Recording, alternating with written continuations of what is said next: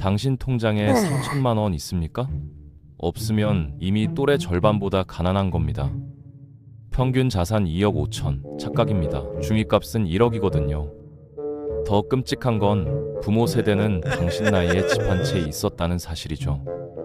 지금 20대, 30대는 대한민국 건국 이후 처음으로 부모보다 가난해질 세대입니다. 이건 개인의 노력 문제가 아닙니다. 시스템이 당신을 가난하게 만들도록 설계됐거든요.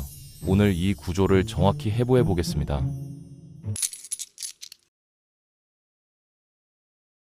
한국은행 데이터를 보면 2025년 기준 청년층 변동금리 대출 비중이 73%입니다. 전 연령대 통틀어 가장 높은 수치죠. 왜 젊은 사람들이 가장 위험한 대출을 가장 많이 받을까요? 선택지가 없어서입니다. 전세 보증금 올리면 대출받고, 결혼자금 모자라면 대출받고, 목돈 생기면 투자해야 한다는 강박에 또 빌리는 거예요. 그런데 이 현상은 한국만의 문제가 아닙니다. 미국도 영국도 독일도 지금 똑같은 일이 벌어지고 있거든요. 핵심은 중앙은행입니다. 지난 30년간 세계 각국 중앙은행이 경제 위기 때마다 돈을 풀었어요. 양적 완화라는 이름으로요. 그런데 이 돈이 어디로 갔을까요? 당신 주머니로 온 적 없죠. 100% 은행으로 갑니다. 은행은 민주적으로 돈 안 빌려줍니다. 신용등급 높고 담보 많은 사람한테 낮은 금리로 더 많이 빌려주죠. 가난한 사람은 신용도 낮다는 이유로 아예 문전박대당하거든요. 결과적으로 돈 풀릴 때마다 부자들이 더 많은 자산을 싹쓸이했습니다. 2008년 금융위기 때를 생각해보세요. 주가 반토막, 집값 반토막 났을 때 누가 집 샀습니까? 현금 많은 부유층이죠. 은행에서 저금리로 수십억 빌려서 강남 아파트 여러 채 사들인 겁니다. 당신은 그때 대학생이었거나 사회초년생이었을 거예요. 살 돈도 없었고 빌릴 신용도 없었죠. 이게 반복되면서 미국에선 상인 1%가 가진 자산이 하위 90%의 총자산보다 많아졌습니다. 말이 됩니까? 1%가 90%보다 더 많이 가졌다는 게요. 이런 구조가 극단화되면 대공황이 옵니다. 실제로 1930년대 대공황이 그랬거든요. 부자들이 다 쓸어 담으니까 일반 국민들은 소비할 돈이 없어요. 공장에서 아무리 좋은 물건 만들어도 살 사람이 없으니 경제가 마비되는 겁니다. 그래서 각국 정부가 새로운 방법을 쓰기 시작했어요. 국가가 빚내서 돈을 직접 뿌리는 거죠. 감세 정책, 재난지원금, 각종 보조금 이런 것들이 다 그겁니다. 문제는 이 돈의 출처예요. 30년 만기 국채를 발행한다는 건 30년 뒤 세대한테 돈을 미리 빌려 쓰는 거거든요. 지금 40대, 50대가 받는 혜택을 20대, 30대가 미래의 세금으로 갚는 구조입니다. 당신이 왜 부모보다 가난한지 이제 보이시죠? 부모 세대는 중앙은행 돈 풀기로 자산 가격 올릴 때 부동산 샀고 정부 빚내서 뿌린 돈으로 각종 혜택 받았는데 그 빚은 당신이 갚아야 하거든요. 영국이나 미국은 우리보다 10년 먼저 2단계 들어갔고 지금 훨씬 심각합니다. 우리는 이제 시작이에요. 그럼 청년들은 어떻게 해야 할까요? 옛날엔 쉬웠습니다. 재테크 필요 없었거든요. 제가 한국은행 자료 다 뒤져봤는데 우리나라 최고 예금 금리가 얼마였는지 아세요? 38%였습니다. 1년에 38% 복리로 붙었어요. 워렌 버핏 평균 수익률이 21.5%인데 우리 은행 예금이 그보다 높았던 시절이 있었다는 겁니다. 그냥 월급 받아서 은행에 넣어두기만 해도 부자 됐어요. 지금은 다릅니다. 은행 금리 2%대로 뭘 합니까? 물가 상승률도 못 따라가죠. 그래서 청년들이 주식, 코인, 부동산에 뛰어드는 건데 여기에 함정이 있습니다. 투자에 시간 쏟으면 자기 개발할 시간 없어요. 24시간 코인 시세 보면서 사는 20대가 얼마나 많습니까? 그 시간에 영어 공부하고 자격증 따고 새로운 기술 배우면 10년 뒤 완전히 다른 사람 되는데 말이죠. 제가 추천하는 방법은 자동화입니다. 월급 들어오면 자동으로 정해진 비율만큼 투자되게 시스템 만들어 놓는 거예요. 예를 들어 월급의 30%는 달러로 환전, 20%는 주식형 ETF, 10%는 금, 이런 식으로요.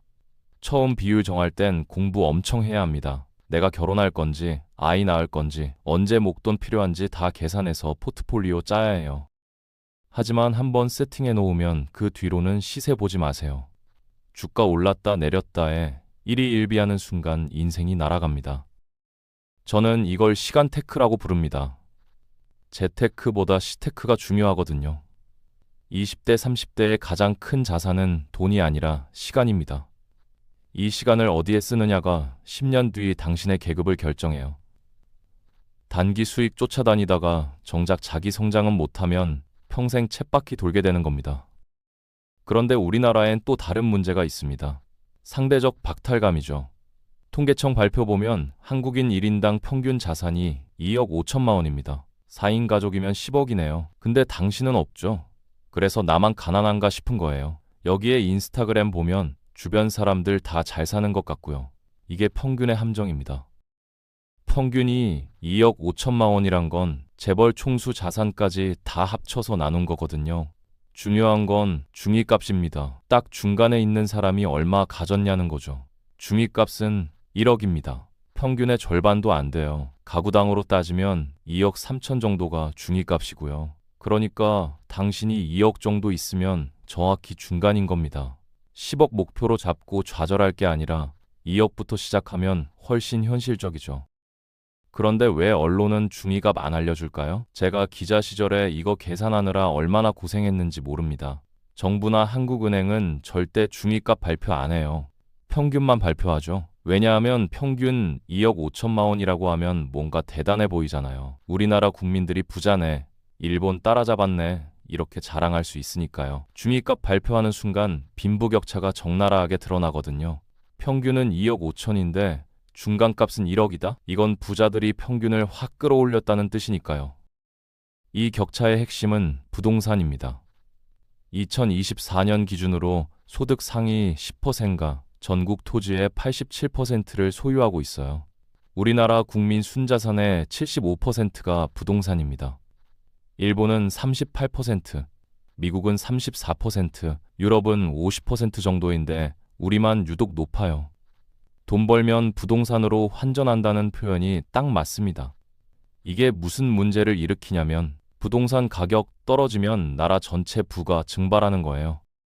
그래서 어떤 정권이 들어서도 부동산 가격 잡겠다는 공약은 실패합니다. 진짜로 잡으면 정권이 날아가거든요. 결국 모든 정부가 부동산 가격 올리는 정책 쓸 수밖에 없어요. 그 결과 청년들은 집 살 돈을 영원히 모을 수 없게 됐고 투자할 돈도 전부 부동산으로 쏠리면서 정작 중요한 산업은 투자가 안 되는 겁니다. 스타트업에서 성공했다는 이야기 얼마나 들어보셨어요? 주변에 창업해서 대박 났다는 사람 몇 명이나 있습니까? 거의 없죠. 왜냐하면 엔젤 투자가 안 되거든요. 돈 있는 사람들이 스타트업에 투자할 바엔 강남 아파트 한 채 더 사는 게 안전하고 수익률도 높으니까요. 그러면 청년들은 창업할 생각도 못하고 결국 재테크로 돈 벌 생각만 하게 됩니다. 나라 경제가 제대로 돌아가려면 혁신적인 기업이 계속 나와야 하는데 그 선순환이 완전히 깨진 거예요. 유럽보다도 못합니다. 우리가 늘 유럽은 창업 생태계가 미국보다 약하다고 비웃잖아요. 근데 한국이 유럽보다 더 심각해요. 벤처 투자 규모, 스타트업 성공 사례, IPO 건수 다 유럽보다 적습니다. 그런데 부동산 광풍은 세계 1등이죠. 이게 정상적인 경제 구조입니까? 그럼 부동산은 영원히 오를까요? 중앙은행이 돈 계속 찍는 동안은 오릅니다. 실제로 통화량 증가와 집값 상승은 정확히 비례해요. 한국은행이 돈 풀면 집값 오르는 거죠. 그럼 언제까지 돈 찍을 수 있을까요? 두 가지 제약이 있습니다. 물가 상승과 환율 급등입니다. 그런데 우리나라는 물가 통계가 왜곡돼 있어서 물가는 큰 문제가 안 됩니다. 미국은 집값이 물가지수의 25%를 차지해요. 집값 오르면 물가 올랐다고 난리 나는 거죠. 그런데 한국은 집값이 물가 통계에 아예 안 들어갑니다. 전월세만 조금 반영돼요. 강남 아파트가 10억 올라도 물가지수는 꿈쩍 안 해요. OECD 선진국들은 대부분 집값 넣는데 우리만 빼는 겁니다. 그러니까 한국은행이 돈 풀어도 공식적으로는 물가 안정이라고 발표할 수 있는 거죠. 결국 한국은행이 돈 못 찍는 유일한 상황은 환율 폭등입니다. 원화 가치 급락하면 더 이상 돈 못 풀어요. 그 순간 집값이 멈춥니다. 실제로 환율하고 집값은 반비례 관계예요. 환율 올라가면 집값 떨어지고 환율 안정되면 집값 오릅니다. 올해 집값이 다시 오르는 이유도 환율을 어느 정도 방어했기 때문이에요. 최근 유튜브 보면 1억만 모으면 인생 펴진다는 영상하고 1억 모아봤자 소용없다는 영상이 동시에 뜹니다. 뭐가 맞을까요? 둘 다 틀렸습니다. 중요한 건 1억을 모으는 과정입니다. 1억 모으면서 배우는 돈 관리 습관, 절제력, 투자 원칙 이런 게 진짜 자산이거든요. 1억이 있어서 성공하는 게 아니라 1억 모을 수 있는 사람이 성공하는 겁니다. 실제로 1억 모으기 정말 어렵습니다. 특히 처음 시작할 때요. 그 과정에서 수없이 좌절하고 포기하고 싶을 거예요. 하지만 그걸 견뎌내는 사람은 이미 한 단계 성장한 겁니다. 1억 모으는 게 목표가 아니라 1억 모을 수 있는 사람이 되는 게 목표예요. 그럼 구체적으로 어떻게 해야 할까요? 저는 2019년부터 일관되게 같은 원칙을 말해왔습니다.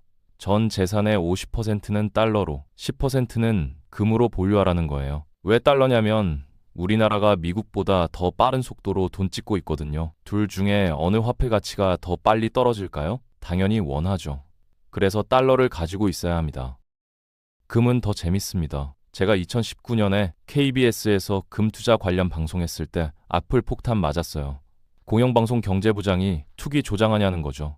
그때 금값이 1g에 48,000원이었습니다. 지금은 15만 원 넘어요. 3배 넘게 올랐죠. 당시만 해도 금은 계속 떨어지는 자산이라는 인식이 강했거든요. 실제로 1980년부터 2000년까지 금 생산량이 3배 늘었습니다. 채굴 기술 발전하고 제3세계 금광 개발되면서 금이 쏟아져 나왔어요. 그래서 금값이 계속 떨어졌던 거죠. 그런데 2008년 금융위기 이후 금값이 6배 오르니까 금광 회사들이 투자를 3배로 늘렸습니다. 보통 금광 개발에 6년 걸리니까 2016년쯤 되면 금 생산량이 폭증할 거라고 예상했죠. 그런데 신기한 일이 벌어졌습니다. 금 생산량이 거꾸로 줄어든 거예요. 세계화 효과도 끝났고 채굴 기술 혁명도 한계에 부딪혔거든요. 아무리 투자해도 금은 더 이상 안 나오는 겁니다. 그래서 저는 2018년부터 확신했어요. 이제 금 생산량은 멈췄다. 앞으로는 돈 찍는 만큼 금값이 오를 거라고요. 그래서 제 포트폴리오는 달러 단기 국채, 미국 주식, ETF, 금입니다. 장기 국채는 권하지 않아요. 지금은 여러 문제가 있거든요. 미국 주식도 이미 많이 올라 있어서 적극 추천은 안 하고요. 지금 시점에서는 달러 현금, 단기 국채, 금, 이 조합이 가장 안전하다고 봅니다. 다만 이런 질문 받습니다. 나는 일할 데가 없는데 무슨 투자냐고요. 실제로 청년들 만나보면 원하는 일자리는 나를 안 뽑고 뽑아주는 데는 가기 싫고 그래서 아예 일 안 한다는 분들 많아요. 이해합니다. 지금 청년 세대가 어느 때보다 어려운 건 맞아요. 하지만 가만히 있으면 방법이 없습니다. 제가 예전에 핀란드 취재 갔던 이야기 해드릴게요. 노키아 망했을 때입니다. 아이폰 나오기 전에 노키아 시장 점유율이 50% 넘었어요. 우리나라로 치면 삼성전자 2개가 동시에 망한 거랑 같죠. 핀란드 청년들 취업 절벽이었습니다. 알토 대학교 같은 명문대 공대생들도 갈 데가 없었어요. 그런데 그들이 어떻게 했냐면 다 같이 모여서 창업했습니다. 그래서 나온 게 앵그리버드 같은 게임들이에요. 핀란드 인구가 600만 밖에 안 되니까 처음부터 미국 시장 노렸습니다. 인터넷으로 미국 소비자한테 직접 팔기 시작한 거죠. 그 결과 핀란드는 유럽 평균 성장률을 유지했어요. 삼성전자 2개 망한 나라가 평균 성장했다는 건 엄청난 성공입니다. 그들이 가능했던 이유는 피어 그룹 때문입니다. 혼자 하면 좌절하는데 비슷한 처지의 사람들끼리 모여서 계속 시도하니까 가능했던 거예요. 실패해도 다시 일어날 안전망이 있었고요. 우리나라는 그게 없습니다. 한번 실패하면 끝이에요. 마크 큐번이 이런 말 했죠. 20번 실패해도 상관없다. 한 번만 성공하면 된다고요? 미국의 창업 문화입니다. 우리나라는 한 번 실패하면 재기 불가능한 사회예요. 은행에서 돈 빌려줄 때 우리는 빌린 사람한테만 책임 물어요. 미국은 빌려준 쪽도 신사 잘못했다고 책임지는데 말이죠. 유럽은 다른 방식입니다. 도전하게 놔두고 실패하면 복지로 받쳐줘요. 사회 안전망으로 다시 일어설 기회 주는 겁니다. 우리는 어느 쪽도 아니에요. 미국처럼 패자 부활도 안 되고 유럽처럼 복지 안전망도 없고 그러니까 청년들이 도전을 안 하는 겁니다. 노력의 차이가 미래를 바꿀 수 있다면 사람들이 움직여요. 근데 지금은 노력해도 계급 상승이 안 됩니다. 부의 대물림만 계속되고요. 그럼 청년들은 왜 노력합니까? 실패하면 다시는 못 일어나는데 누가 도전해요? 이 구조를 바꿔야 합니다. 연령대별로 조언하자면 20대, 30대는 단기 수익 노리지 마세요. 가장 큰 자산이 시간인데 하루 종일 코인 시세 볼 겁니까? 복리 효과를 믿어야 합니다. 연 5%만 꾸준히 벌어도 30년 뒤엔 엄청난 돈이 됩니다. 위험 자산 비중은 50%까지 가능하지만 비트코인 100% 이런 식으로 하면 안 돼요. 반대로 움직이는 자산을 섞어서 포트폴리오 만들어 놓고 절대 건드리지 마세요.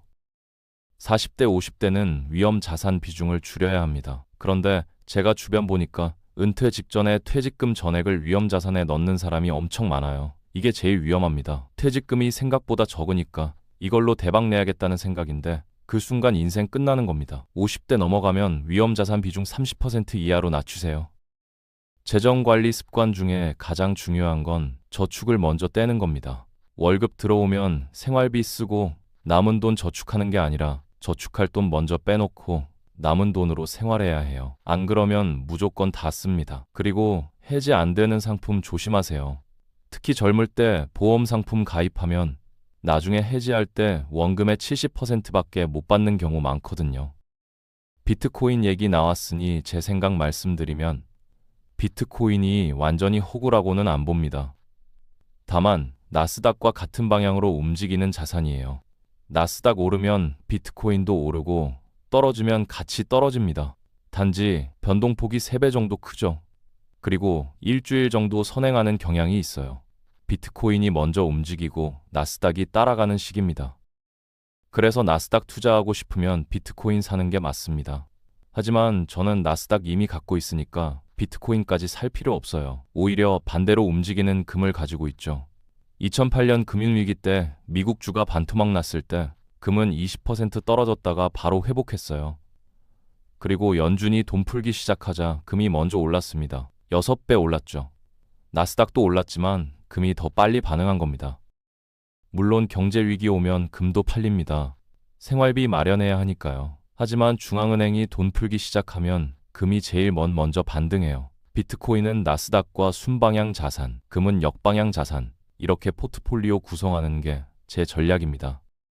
마지막으로 평소에 거시경제 공부하시라고 말씀드리고 싶어요. 옛날엔 국내만 보면 됐는데 지금은 트럼프가 기침하면 우리나라 증시가 흔들립니다. 세계 곳곳에서 전쟁 터지고 경제 제재 생기고 그게 다 우리한테 영향 주거든요. 그런데 매일매일 뉴스만 봐선 안 됩니다. 뉴스는 현상만 다루거든요. 근본적인 원리를 알아야 해요. 그래서 책을 읽어야 합니다. 노벨 경제학상 받은 학자들의 책, 투자의 대가들이 쓴 책, 심지어 철학서도 도움됩니다. 투자 철학을 만드는데 필요하거든요. 그런 대가들의 생각을 뿌리에 담고 매일 뉴스를 보면 시각이 완전히 달라집니다. 똑같은 기사를 봐도 다르게 읽히는 거죠. 정리하자면 이겁니다. 당신이 부모보다 가난한 건 당신 잘못이 아닙니다. 시스템이 그렇게 만들었어요. 중앙은행이 돈 풀 때마다 부자들만 득 받고 정부가 빚내서 쓴 돈은 미래 세대가 갚아야 하고 부동산에 돈이 몰려서 혁신은 멈췄습니다. 하지만 그렇다고 가만히 있으면 답이 없어요. 자동화된 투자 시스템 만들고 시간을 자기 개발에 쓰고 피어 그룹 만들어서 같이 성장하고 실패해도 다시 일어날 수 있는 사회를 만들어야 합니다. 개인의 노력과 구조의 변화가 함께 가야 청년들에게 미래가 있습니다.